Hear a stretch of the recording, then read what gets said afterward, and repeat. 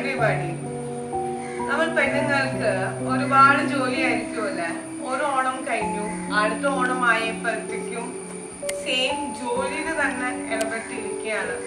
Independent ആയിട്ടില്ല ഞാൻ. ഇനി ഒരു ഓണം തൊട്ട് അടുത്ത ഓണം വന്നു, അടുത്ത ഓണം ഞാൻ ബിസി ആയിരുന്നു, പക്ഷെ ഇൻഡിപെൻഡന്റ് അല്ല.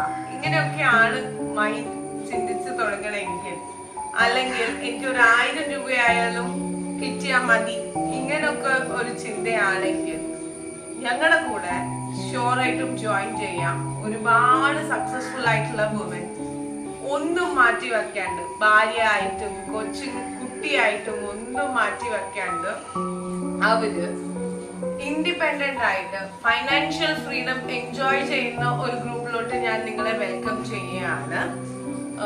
സോ സൺഡേ 8:30 PM തൊട്ട് 9:30 PM വരെ നിങ്ങൾ ഞങ്ങളുടെ കൂടെ സ്പെൻഡ് ചെയ്ത് ഈ കാര്യങ്ങൾ അറിയാം. Stay healthy, stay safe. Thank you so much.